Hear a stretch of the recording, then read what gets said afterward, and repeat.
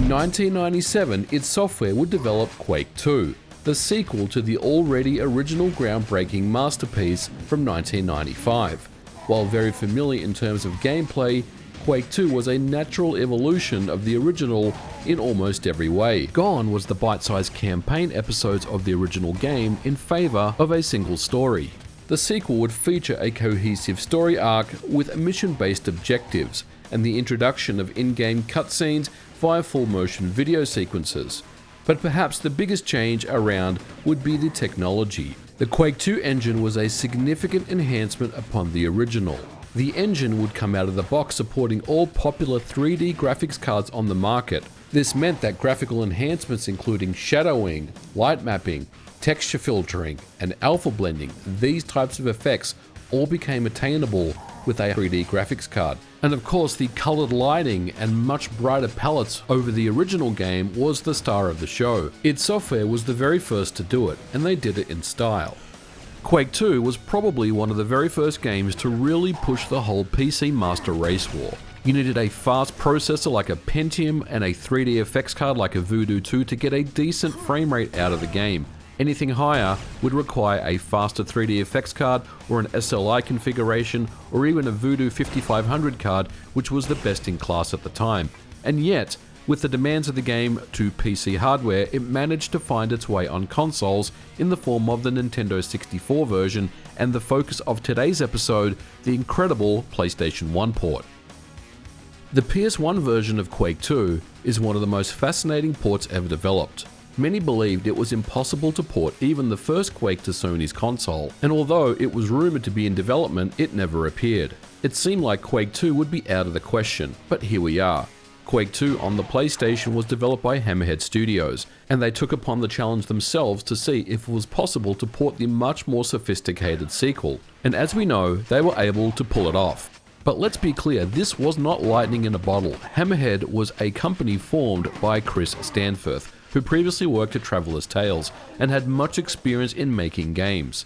Before Quake II on the PlayStation, Hammerhead would develop Shadow Master, a vehicular-based first-person action title released for both the PS1 and the PC.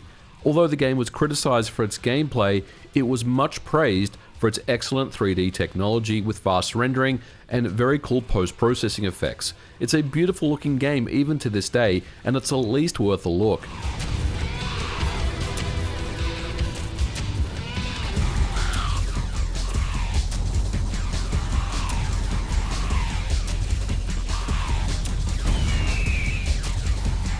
Hammerhead was reading all about Quake II in magazines and how it was deemed impossible to accomplish on the PlayStation, and having just came off the release of Shadow Master, decided to take up the challenge. According to Chris, for Quake II we're using a completely new engine. The one we used for Shadow Master was tailored precisely towards the needs of that project. In short, it was efficient but limited. At the time we were reading all this stuff about Quake being impossible to do on the PSX, which we thought was just untrue. As a result, we redesigned the game engine from scratch with an eye to providing all the functionality required for a game like Quake, or better yet Quake II, which hadn't been released at that point, along with the capability to handle multiple split screens, the objective being to build an engine powerful enough to handle any sort of game we desired to do in the future. Now, when you play the game for the very first time, you really can't believe that the console is delivering something so demanding and polished beyond anything that the PlayStation was really meant to handle, with only a few concessions here and there. In many ways, while it's still Quake II, it doesn't appear to look like a PlayStation 1 title at all. In fact, it looks like a variation of the software renderer used on Quake II on the PC. And according to Chris, he says, obviously we can't compete with a high-end PC with state-of-the-art graphic acceleration, but we do believe that our version will look superior to the original using software rendering at a comparable resolution. And you immediately notice this as you start playing through the game. The frame rate especially is very good, running at 30 frames per second. Now of course there are bits of slowdown here and there where there are more enemies on screen at once, but otherwise the game runs at a very good level of performance. Now, I did mention there are concessions that were made for the PlayStation version, and the biggest one that you're probably going to notice early on is the loading times. If you're familiar with Quake II levels on the PC, there are going to be sections of the game on the PlayStation 1 version which have loading times, and this is because of the PlayStation's limited amount of memory, which makes it impossible for the entire amount of level, asset, and map data to be stored in a single load. This means that anytime you kind of walk down a narrow corridor in Quake 2 on the PlayStation, you're probably going to expect a brief loading. And according to Chris, memory usage is always the biggest problem on the PSX, and a prime example of why PC conversions frequently turn out disappointing. In the case of the larger levels, we've had to institute mid-level loading. We've tried to make this as quick and unobtrusive as possible, so hopefully it won't detract anything from the gameplay. Necessity has dictated to some extent the choices we've made in simplifying some of the more complex sections, but wherever possible, we've taken id Software's advice on which levels are the best included. Another reason why many believe Quake 2 was not possible on the PlayStation was because of its lack of floating point values. Most modern computers have support for floating point numbers, and when we think about the original PS1, everything is integer based. This is why when you play some games, you'll see textures and geometry snap into place rather abruptly. There is simply no floating point precision. However, the PlayStation 1 does support fixed point numbers. So in other words, a fixed 8,3 number denotes an 8-bit integer number with the three most right bits denoted as the fractional portion. And these fixed point calculations were all rewritten in native machine code to take full advantage of the PlayStation 1's processor. However, the even bigger challenge would be how to render Quake 2 map geometry on the PlayStation. Binary space partitions or BSP trees that were used in Quake 2 on the PC would be much too slow and memory intensive on the PlayStation hardware. Of course, the PS1 was designed to push many triangles around on the screen every single frame, but at 30 FPS with a fully texture mapped world, including all game logic, would be a significant challenge.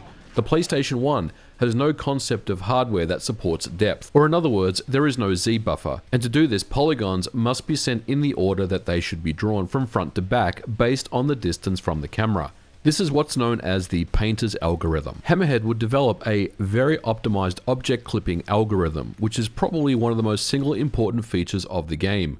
When you walk into a room as you approach walls, each triangle splits into much smaller ones. Now, it might appear as though that more triangles are being generated for free. However, this is not the case. What's happening is the triangles outside of the viewport are being clipped to make room for new triangles. This is one major addition to what I believe makes Quake 2 on the PlayStation 1 stand out, and this feature is designed to elegantly reduce as much texture warping as possible. It's certainly not perfect, the game still does have texture warping in places, but what is here is very well crafted. Now, other differences between the PC version also include level alterations. There are a few levels from the PC that have been removed in full from the PlayStation single-player game, but there's also some rearrangements to existing levels that really do cater for the PlayStation's memory requirements, and as a part of this, there are deathmatch maps that have been specifically constructed for the PS1 version. Now, another change that has been included in Quake 2 on the PlayStation is that the controls are different. Now, this is something that is a bit of a sticking point for many people that have played Quake 2 on the PlayStation 1.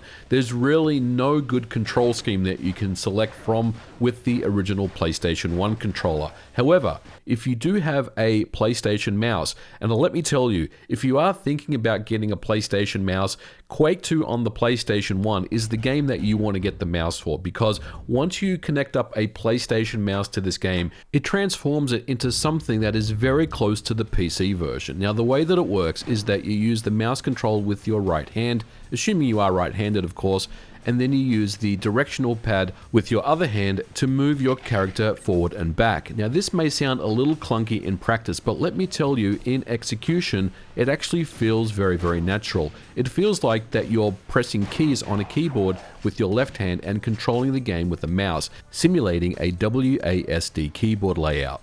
And I personally think that this is the way to go if you do want to play Quake 2 on the PlayStation 1. Now, there are patches that you can download that allow the game to be patched with better controls, and I will leave a link to one that I use in the description below. This does involve downloading a ROM and patching it, but the result will be a very good experience. But for me, you can't really get away without using a mouse for this game. It's just the way to play Quake II. Now, other additions to the game include new enemies, which include the Spider Cyborg that has the twin railguns, and this is exclusive to the PS1 version, as well as the split screen up to 4-player deathmatch modes, and this particular mode is excellent. This is probably the PlayStation's answer to GoldenEye, even though GoldenEye was obviously a much more successful game in the end. But what's immediately impressive about the multiplayer deathmatch modes is that the speed, the frame rate, and the graphics haven't been reduced in any notable way. It still runs at a great frame rate at 30 frames per second, even with all this going on at the same time. This version really does maintain the sense of speed and playability from the original Solo game. So in conclusion, I can't talk highly about Quake II on the PlayStation enough. For me, it's the best FPS on the console. It takes all the key areas of the PC version and carefully provides them on the PlayStation and takes full advantage of its console limitations.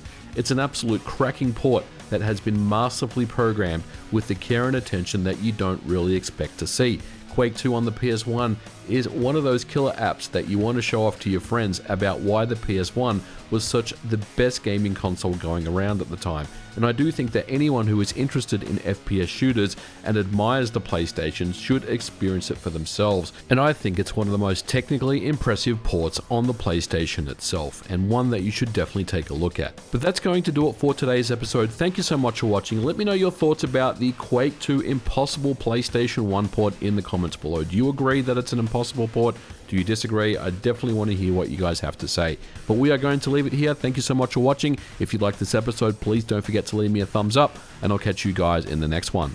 Bye for now.